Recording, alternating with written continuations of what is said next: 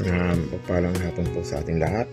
Ang akin pong isishare ngayon dito sa akin pong verse ay Genesis chapter 2, 1 to 3. Ang sinasabi po dito, natapos likain ng Diyos ang kalangitan, ang mundo at ang lahat ng naroon. Natapos niya ito sa loob ng 6 na araw at nagpahinga siya sa ikapitong araw.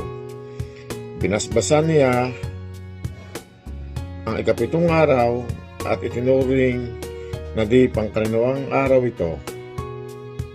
Dahil sa araw na ito ay nagpahinga siya nang matapos niyang likhain ang lahat. Amen. Hello po, magandang gabi. Ang natasan po sa akin sa pagbasa po ay Genesis chapter 2 verse 4 to 6. Ito ang pinangyarihan ng langit at lupa. Nang likain noong araw na gawin ng Panginoong Diyos ang lupa't langit. At wala pa sa lupang kahoy sa parang at wala pang anumang pananim o tumutubo. Sapagkat hindi na pinaulanan ng Panginoong Diyos ang lupa at wala pang taong magbubukid ng lupa. Ngunit may isang ulap na napaitaas buhat sa lupa at dinilig ang buong ibabaw ng lupa.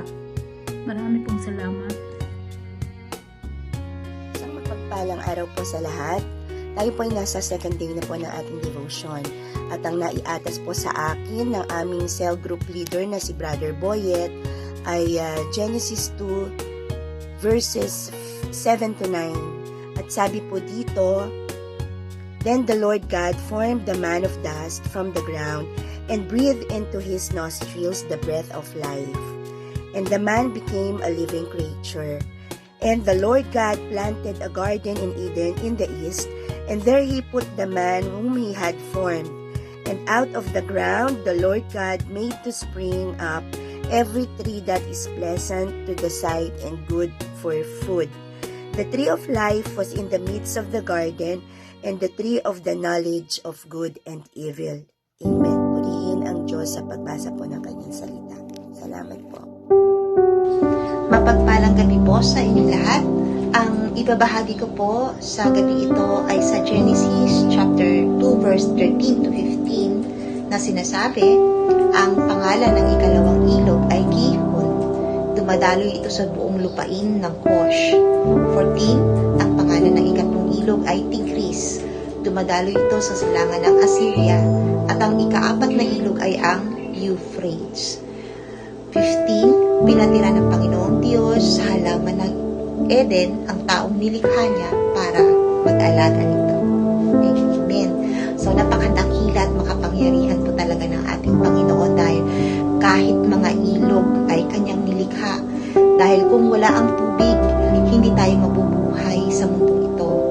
At ang mga taong nilikha niya, ipinatira niya sa Eden para mag-alaga nito.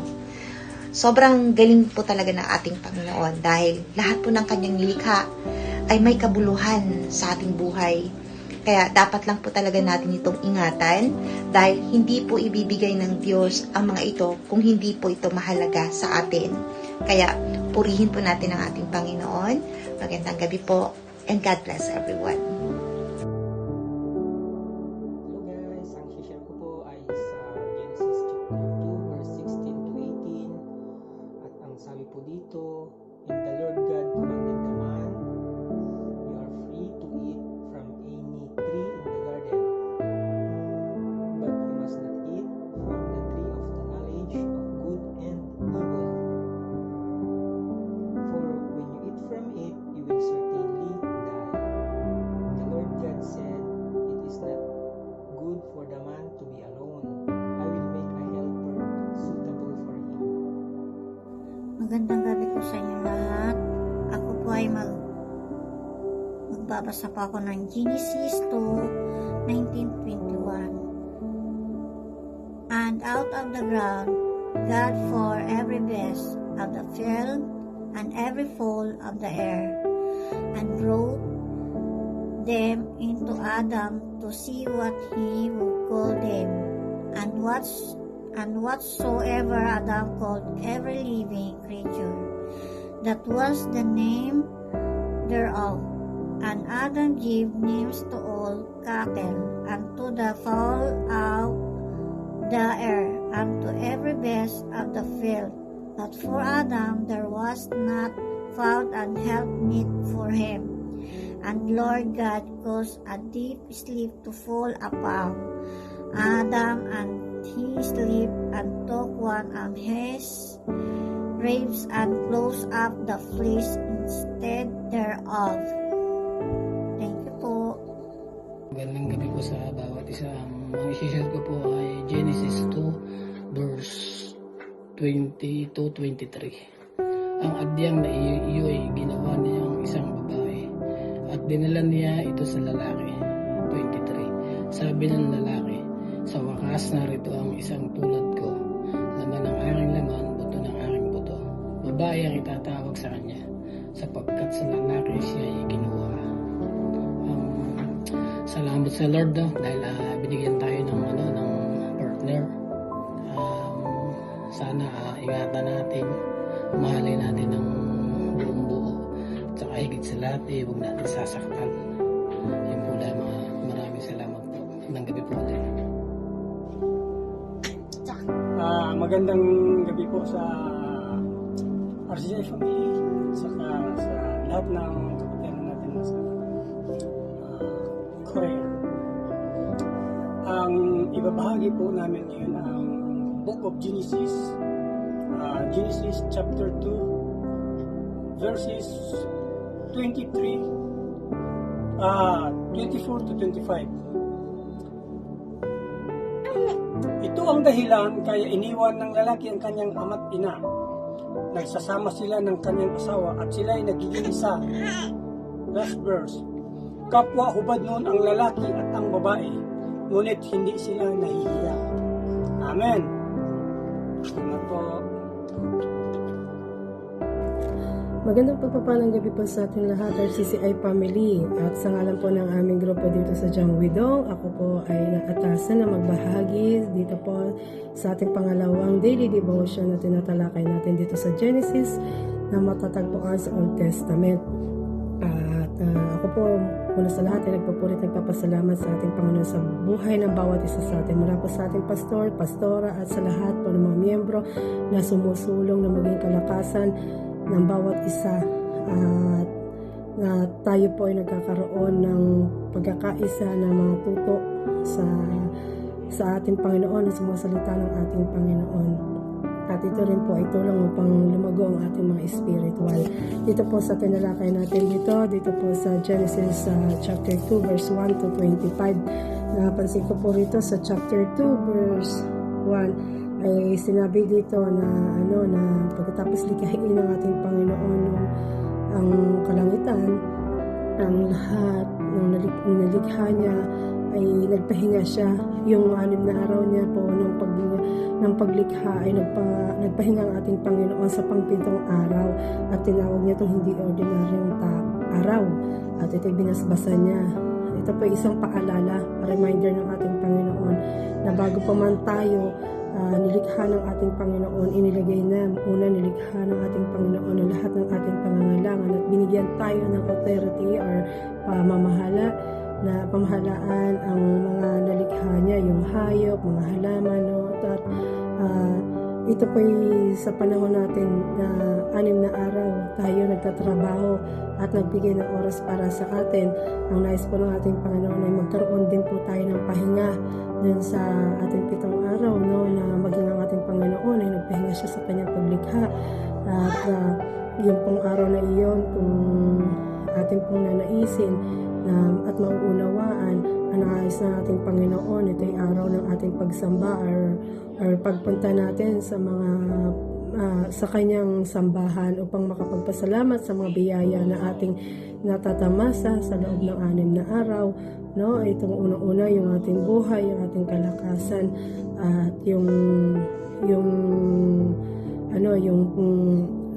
pinansyal o ito pong nakakasupport na nagtutustos sa ating pangangailangan bilang tao. At dito napansin din ko, no, minsan po, pero dito nabanggit muli dito yung paglikha ng tao. Di po ba nasabi na to doon sa chapter 1 to 26, no? Chapter 1 verse 26 to 31, nabanggit na nalikha na ng Diyos ang tao at binigyan niya ng karapatan ito mamahala sa mga nalikha niyang hayop, mga halaman. Pero nakakalito po kasi dito sa chapter 2, muling binanggit ng ating Panginoon na lumikha siya ng Eden at ang tao ay nilagay niya doon sa Garden of Eden at binigyan niya ng yun ang mamamahala doon sa Garden of Eden. At dito po sa Garden Eden na merong isang lalaki, di po ba, na nilikha ng ating Panginoon. Dito sa chapter 2, yung pagbangkit na lumikha uli siya ng tao, medyo nakakalito po talaga. At kung iisipin natin, bakit lumikha uli, nakalikha na siya ang ating Panginoon. Doon pala sa chapter 1, ano mababasa natin. Pero ang salita po ng ating Diyos, napakahirap po arukin. Hindi po natin kayang maunawaan talaga. Napakalalim na, no, kasi lawak po ng lawa or ilog or dagat yung kanyang salita na hindi natin basta-basta mauunawaan. Pero meron po rito sa 14 verse na ating matatagpuan kung tayo pa nalilito, bakit po dito sa chapter 1 ay nagbanggit na nalikha ng Panginoon at naulit ito sa chapter 2 na lumikha po uli siya ng tao. Dito po natin matatagpuan ito sa Isaiah 55 chapter 55 verse 8. Dito po sinasabi ng Panginoon, ang pag-iisip ko ay hindi katulad ng pag-iisip ninyo at ang pamamaraan ko ay hindi katulad ng pamamaraan ninyo.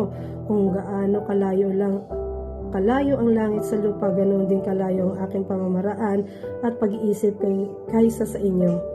Yun po ang sabi natin Panginoon. No? Kaya po tayo po bilang mga tao, hindi pa po tayo puspos ng banal na espiritu, mahirapan tayo paano unawain. Nabanggit na, tapos babanggitin pa uli. Para po ito, kumbaga po sa literal, halimbawa natin, tayo po'y gagawa ng tinapay, pero hindi pa po natin matatawag itong tinapay kung anong klaseng tinapay, pero yung mga ingredients ay nakahanda na, nandyan ang harina, nandyan ang asukal, etc. Andiyan lang siya, nakaredy pa siya. Saka pa lang yan magagamit kapag ito ihalo na natin, no? Isa-isa paghahaluin natin. At kapag nagawa natin itong tinapay at ito ay natapos na at naluto na, doon pa lang natin matatawag na ito pala ay halimbawa pandesal. Yan, no? Ginawa ng tao, kumbaga, yung mga bagay na hindi man natin maunawaan, na ibinigay yan, nilagay dyan para sa atin, ayon sa mga gamit niyan. Kaya lamang minsan nakakalungkot yung karunungan ng tao sumusobra sa karunungan ng Diyos. Nais natin gusto pang lagpasan yung karunungan ng Panginoon.